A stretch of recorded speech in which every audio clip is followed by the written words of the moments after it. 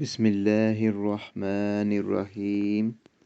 شروع اللہ کے نام سے جو بڑا مہربان نہایت رحم والا ہے۔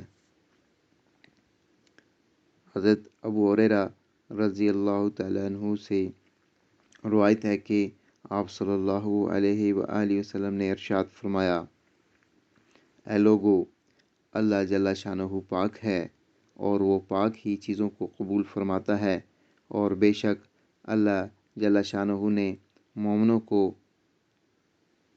اسی چیز کا حکم دیا ہے جس کا حکم اس نے اپنے پیغمبروں کو دیا۔ چنانچہ فرمایا، اے رسولو، پاکیزہ چیزیں کھاؤ اور نیک اعمال کرو۔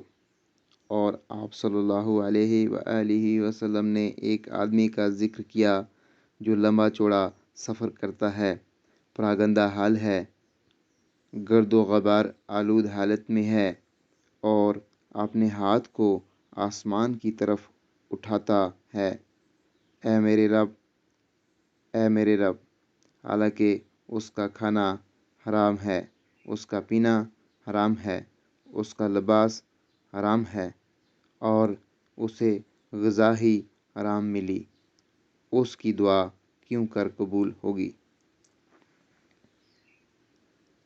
حضرت ابو ہریرہ رضی اللہ تعالیٰ عنہ ہی سے روایت ہے کہ رسول اللہ صلی اللہ علیہ وآلہ وسلم نے ارشاد فرمایا، 3 آدمی ہیں جن سے اللہ تعالیٰ قیامت والے دن بات نہ کریں گے اور نہ ان کو گناہوں سے پاک کریں گے اور نہ ان کی طرف دیکھیں گے، اور ان کے لیے دردناک عذاب ہوگا۔